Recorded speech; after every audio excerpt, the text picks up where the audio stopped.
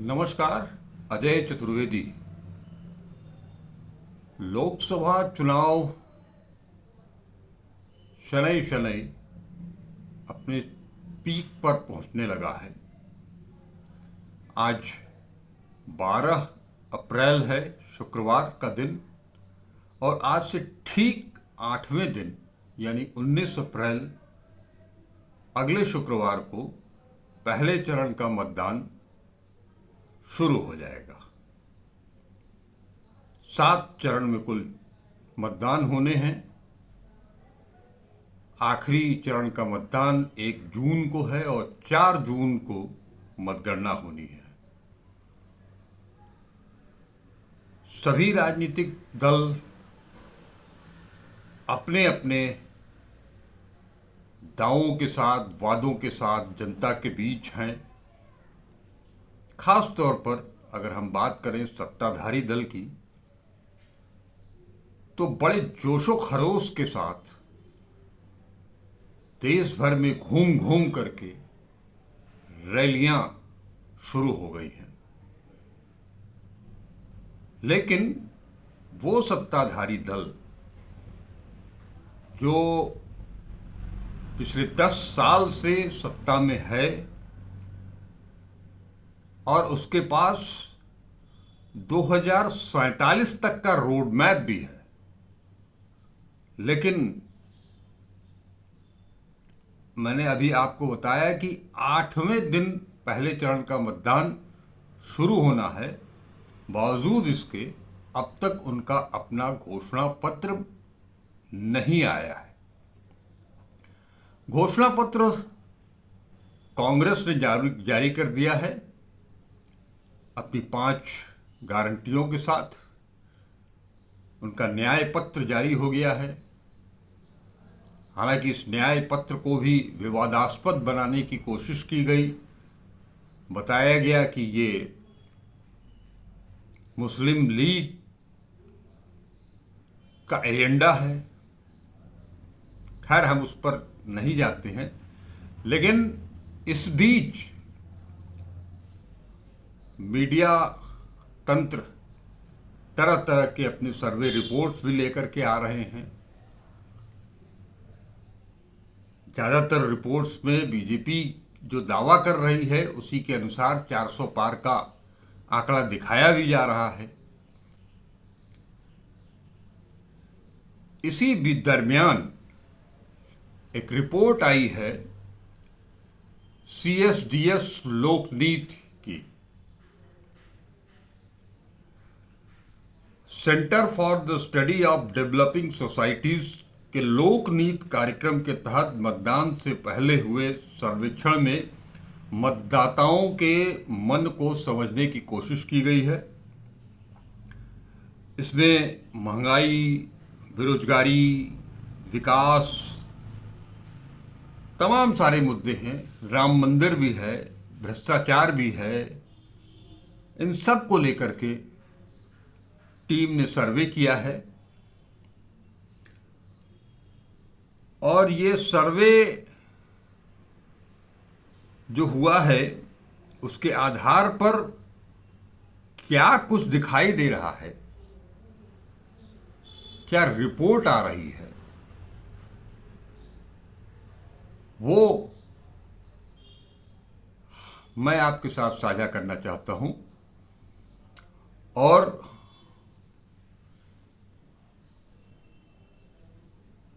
ये जो रिपोर्ट आई है, इस सूची में 3 सबसे बड़े मुद्दे जो सामने आए हैं उसमें बेरोजगारी और महंगाई है।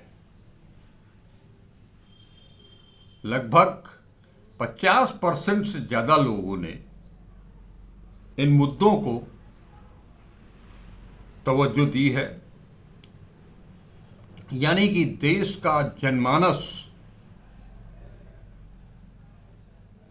चाहे वो निम्न वर्ग का हो, मध्यम वर्ग का हो, मध्यम वर्ग का हो, यहाँ तक कि जो संभ्रांत लोग हैं जिनकी जेब भरी हुई है, वो भी महंगाई से त्रस्त है।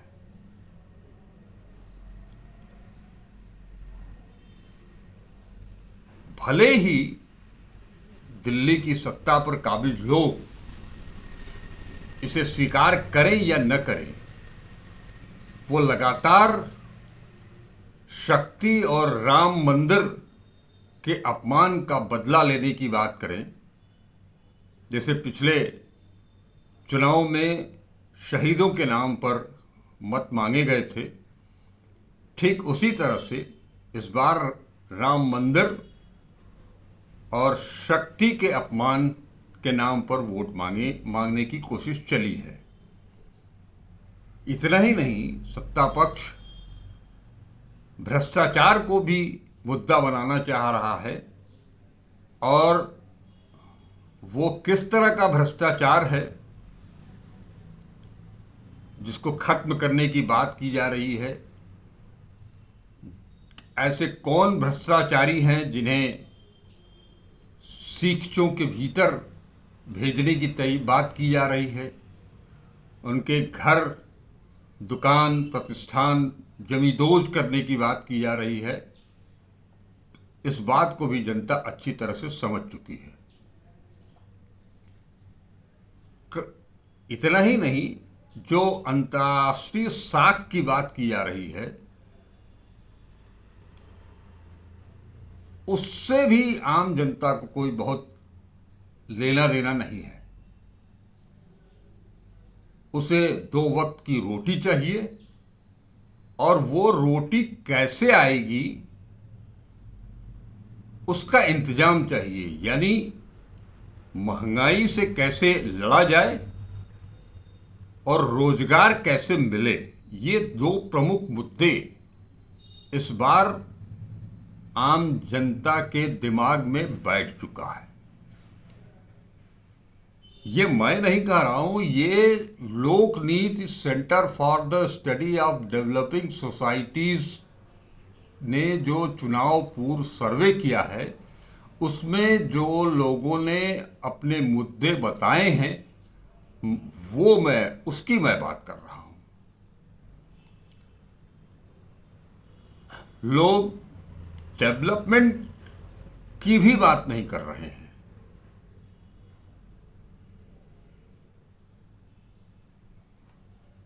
ये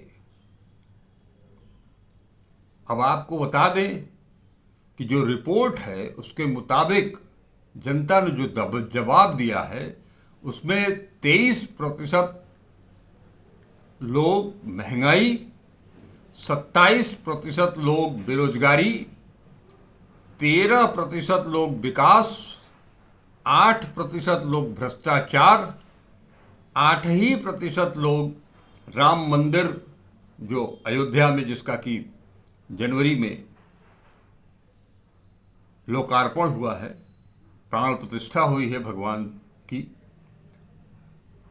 2% ऐसे लोग हैं जो कि हिंदुत्व को भाव दे रहे हैं। जातियों के मुद्दे पर भी 2% लोग हैं। लोगों का कहना है कि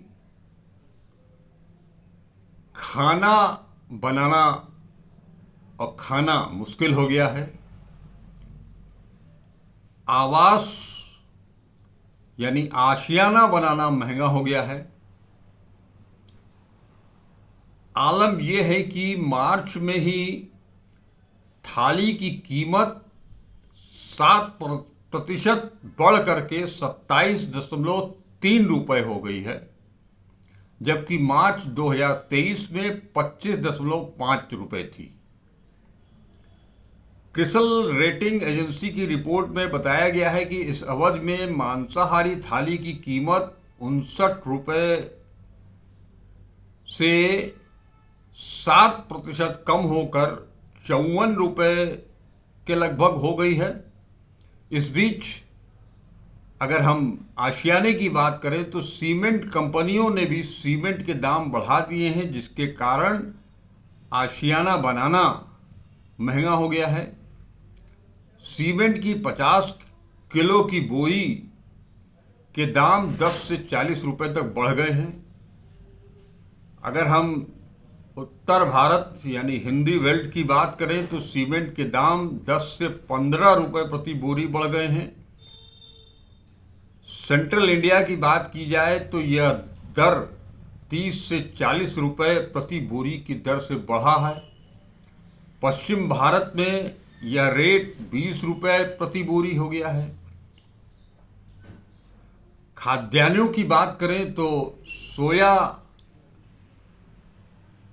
122 रुपये, माने कि 122 और 131 रुपये, माने जो दाम में बढ़ोतरी हुई है 7.4%।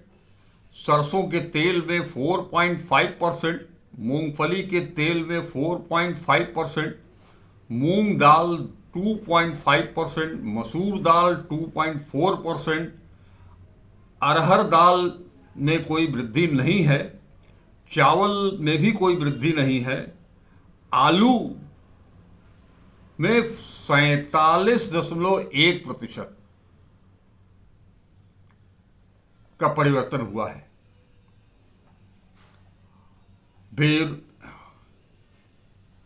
इस बीच में अंतर्राष्ट्रीय श्रम संगठन की एम्प्लॉयमेंट इंडिया रिपोर्ट 2024 के अनुसार भारत की लगभग 83% जनता युवा बेरोजगार वर्ग हैं जिनकी उम्र 30 साल से कम है।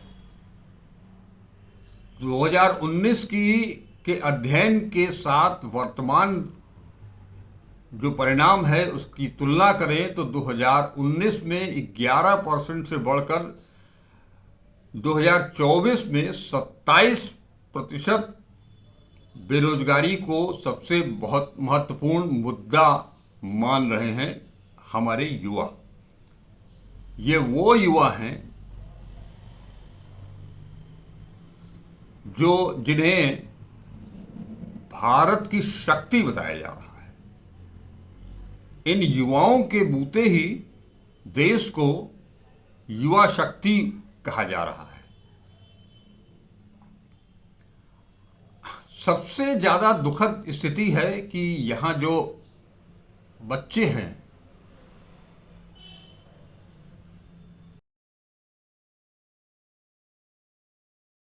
इस देश के जो बच्चे हैं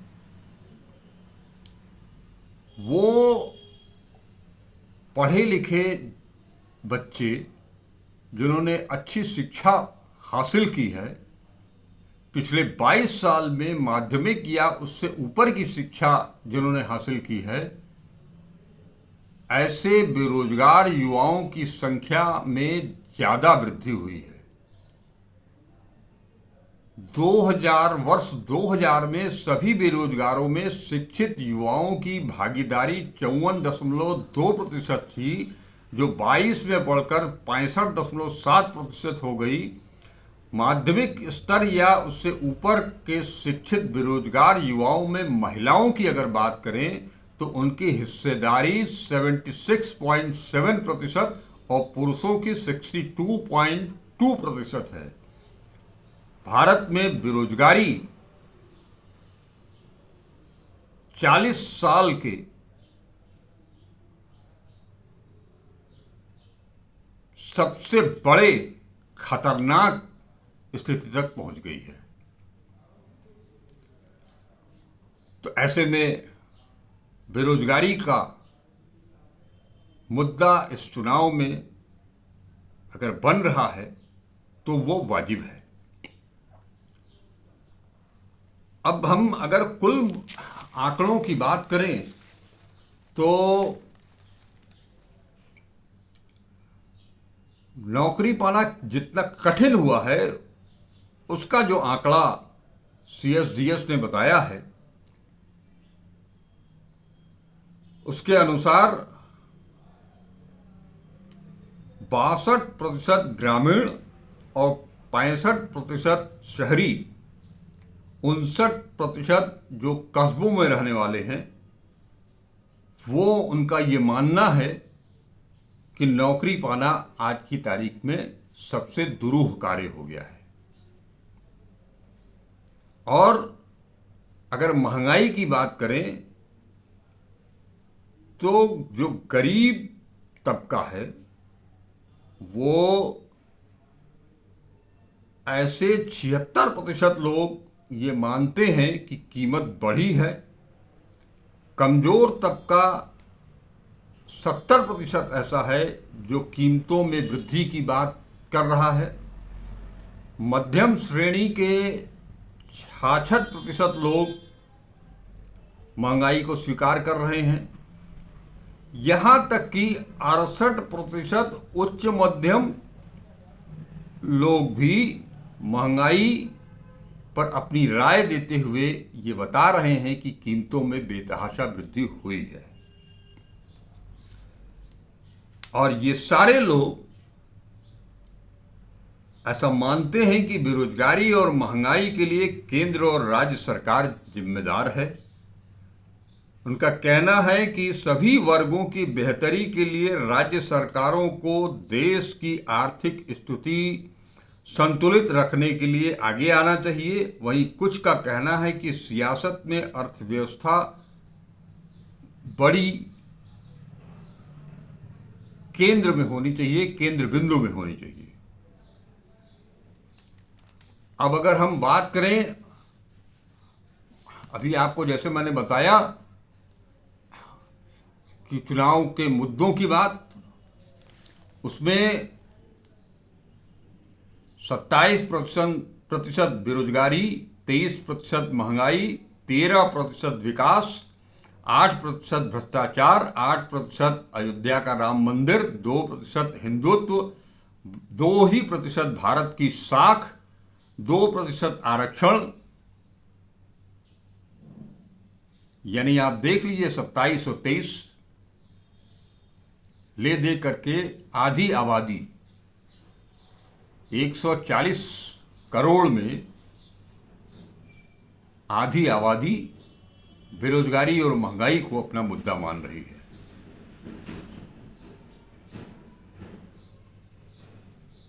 और विकास की अगर हम बात करें तो जो विकास हुआ है उसके अनुसार 2014 की बात करें तो 10 में से 2 मतदाता मानते थे कि विकास का मुद्दा सबसे अहम है। और आज जो वर्तमान दौर में जो रिपोर्ट आई है उसके अनुसार 10 में से 2 मतदाताओं ने माना है कि बीते 5 साल में विकास का कोई काम नहीं हुआ है। लोगों की ऐसी ही राय वर्ष 2004 के चुनाव में थी। इस बार चुनाव से ऐन पहले हुए सर्वे में 32% लोग मानते हैं कि बीते 5 वर्षों में विकास सिर्फ अमीरों तक पहुंचा है, जबकि 48% ऐसे लोग हैं जो ये मानते हैं कि ये विकास जो हुआ है वो सबके लिए हुआ है।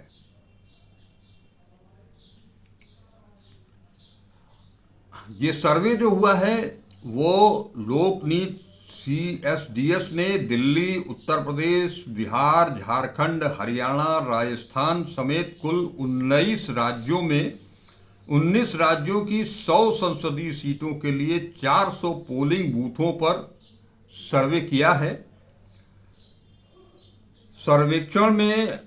ये सर्वेक्षण 28 मार्च से 8 अप्रैल के बीच हुआ। इसमें कुल 10,019 लोगों ने प्रतिभाग किया, जिनसे अलग अलग मुद्दों पर सवाल पूछे गए और उनकी राय जानी ली गई। इस सर्वेक्षण टीम में हिलाल अहमद, विभा अत्री, अभिनव पंकज, बोर बोरा, संजय कुमार आदि लोग शामिल थे। अब अगर बात करें हम विकास से जोड़ते हुए तो वर्ल्ड GDP रैंकिंग में भारत 5वें नंबर पर है। भारत का लक्ष्य अगले 3 साल में $5 ट्रिलियन की GDP के साथ तीसरी सबसे बड़ी अर्थव्यवस्था बनना है। ऐसे में भारत को 2028 तक दुनिया की तीसरी सबसे बड़ी अर्थव्यवस्था बनने के लिए प्रति वर्ष केवल 6% की दर से आगे बढ़ने की जरूरत है। 2010 से 2022 के दौरान भारत की रियल जीडीपी औसतन 5.9% की दर से बढ़ी है। 2014 में नरेंद्र मोदी जी के प्रधानमंत्री बनने के बाद से वास्तविक जीडीपी बढ़ने की रफ्तार 5.7 रही है। ऐसे में ये जाहिर है कि तीसरे नंबर की अर्थव्यवस्था बनने के लिए भारत को जो रफ्तार चाहिए वो पिछले दशक में नहीं रही। भारत तुलनात्मक रूप से विकास में कमजोर रहा है, यहाँ तक कि 2013 और 2022 के बीच इसकी समग्र जीडीपी रैंकिंग में भी सुधार 5.7 की औसत से हुआ, जो बहुत ज़्यादा नहीं है। तीसरे कार्यकाल अगर मिलता है तो बड़ी अर्थव्यवस्था बनाने के नरेंद्र मोदी के वादे में जो लोग सवाल खड़ा कर रहे हैं या जो लोग ये मान करके चल रहे हैं कि मोदी जो कह रहे हैं वो करके दिखाएंगे, इसमें इसके लिए अभी काफी चिंतन करने की जरूरत है। अब अगर जिन मुद्दों पर को लेकर के बीजेपी चुनाव मैदान में अभी उतरी है, उसमें से जम्मू कश्मीर के स्पेशल स्टेटस यानी कि धारा 370 को रद्द करने का जो मुद्दा है, उसमें उसे 34% लोग सही मानते हैं। 16% ऐसे लोग हैं जो कि 370 को हटाने से सहमत जरूर हैं, लेकिन उनका मानना है कि ये तरीका सही नहीं था। 8% लोग असहमत हैं। G20 सम्मेलन की जो चर्चा आजकल चुनाव प्रचार के दौरान सत्ता पक्ष के लोग कर रहे हैं,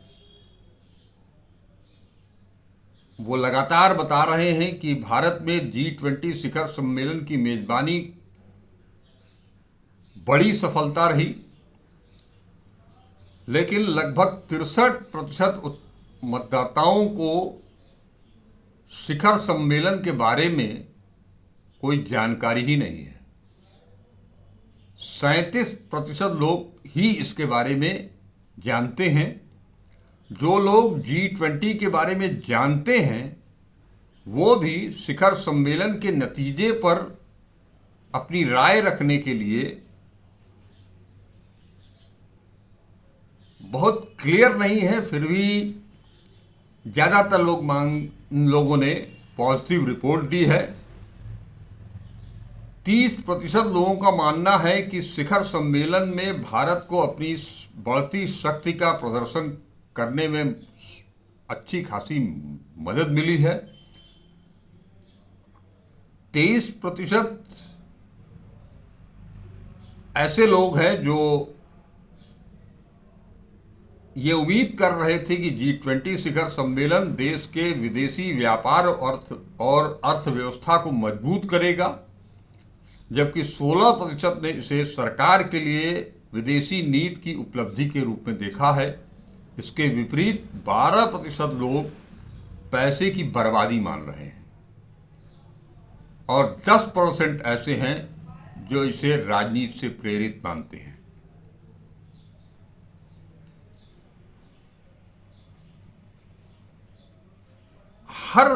अगर हम विकास की बात करें तो हर 10 में से करीब 2 मतदाता ये मानते हैं कि पिछले 5 वर्षों में देश में कोई विकास नहीं हुआ। 32% मतदाता ये सोचते हैं कि पिछले 5 वर्षों में विकास केवल अमीरों के लिए हुआ है।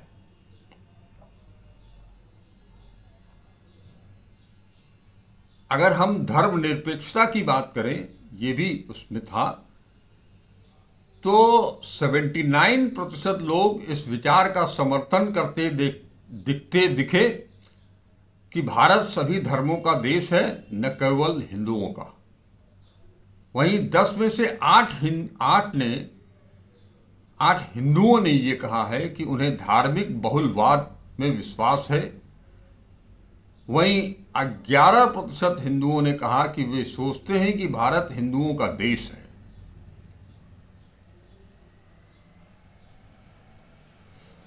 अगर हम उम्र के लिहाज से इसकी तुलना करें तो 73% वृद्ध की तुलना में 81% युवा धार्मिक बहुलतावाद को बढ़ावा देने के इच्छुक दिखे।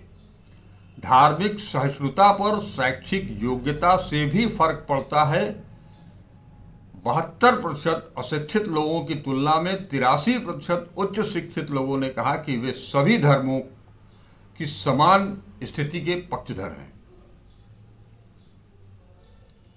सरकार के अच्छे और बुरे कर्मों के बारे में जो जवाब आया है उसमें 22% से अधिक उत्तरदाताओं ने राम मंदिर के निर्माण का उल्लेख किया। लगभग आधे उत्तरदाताओं ने ये बताया कि मंदिर के निर्माण से हिंदू पहचान को मजबूत करने में मदद मिली है। 49% पुरुषों के विपरीत 46% महिलाओं का मानना था कि यह हिंदू पहचान को मजबूत करेगा। शहरी उत्तरदाताओं और युवाओं की तुलना में ग्रामीण उत्तरदाताओं ने इसे ज़्यादा सही, यानी कि शहर के 52% युवा की तुलना में 50% ग्रामीण युवाओं ने इसे सही करार दिया है।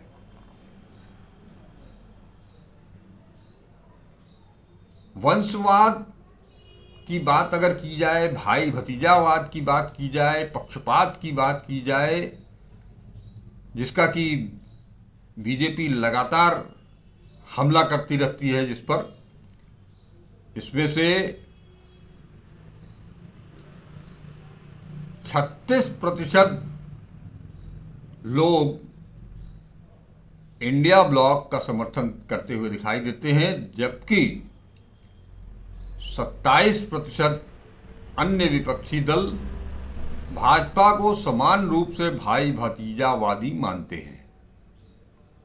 दूसरी ओर भाजपा 32% और उनके सहयोगी दलों 29% के समर्थक पार्टी को कांग्रेस की तुलना में कम भाई भतीजावादी मानते हैं। मजेदार तो यह है कि गठबंधन और विपक्षी दलों में से 10 में से 2 को लगता है कि भाजपा कांग्रेस की तुलना में कम भाई भतीजावादी है, जबकि भाजपा और उसके सहयोगियों में से 7वें को लगता है कि भाजपा कांग्रेस की तरह ही भाई भतीजावादी है। लगभग 1/4 बीजेपी मतदाताओं का मानना है कि बीजेपी बिल्कुल भी भाई भतीजावादी नहीं है।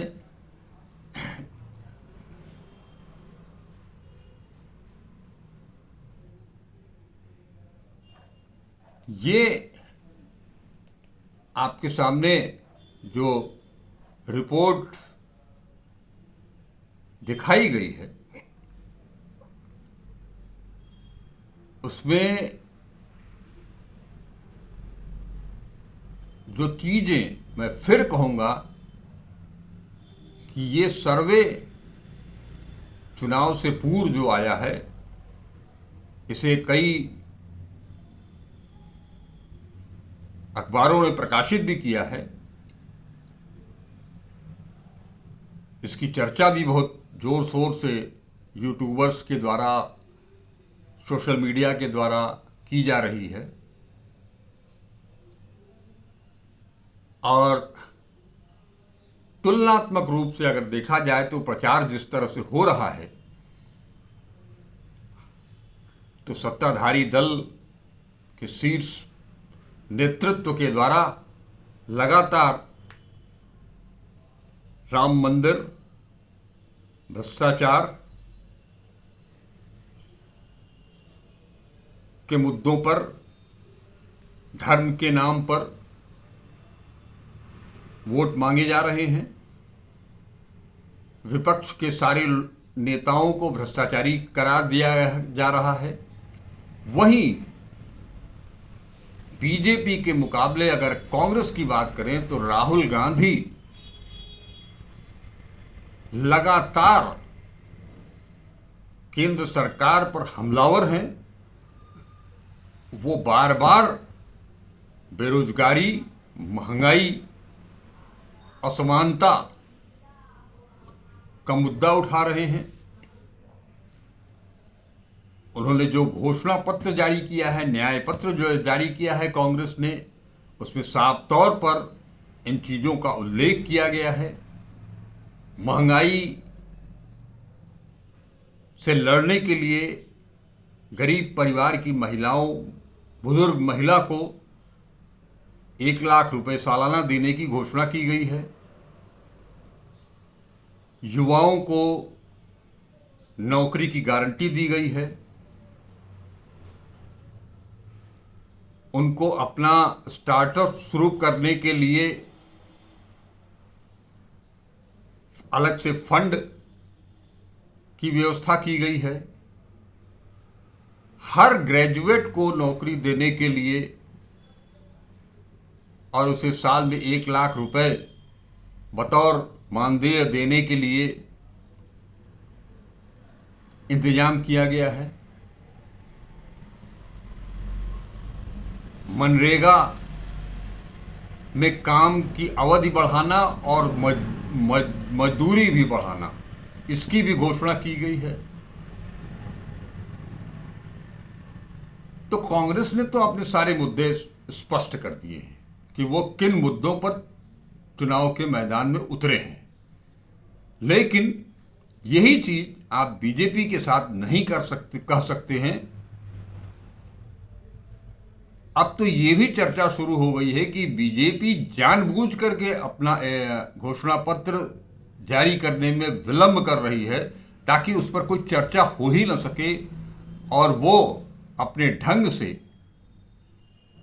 विपक्ष पर हमला बोलते हुए चुनाव के मैदान में उतरे, उस पर कहीं कोई टिक्का टिप्पणी न हो, लोग जान भी न पाए। लोग ये भी कहने लगे हैं कि असल में उनके पास कोई एजेंडा है ही नहीं है, तो वो ले आएंगे क्या। मित्रों, आज बस इतना ही। इन तरह के मुद्दों के साथ मैं लगातार आपके साथ बना रहूंगा। आपको स्मरण होगा कि कल ही मैंने विकास के काशी मॉडल की जानकारी दी थी। मां गंगा के प्रदूषित होने और उससे होने वाली बीमारियों के बारे में बताया था, उन जानलेवा बीमारियों के बारे में बताया था कि गंगा की स्थिति क्या हो गई है। तो इन सब मुद्दों के साथ मैं आपके साथ लगातार बना रहूंगा। बस आपसे एक विनती है कि आप मदद करें, वीडियो को देखें, लाइक करें, शेयर करें और चैनल को अगर अब तक सब्सक्राइब नहीं किया है तो उसे सब्सक्राइब करें। नमस्कार, अजय चतुर्वेदी।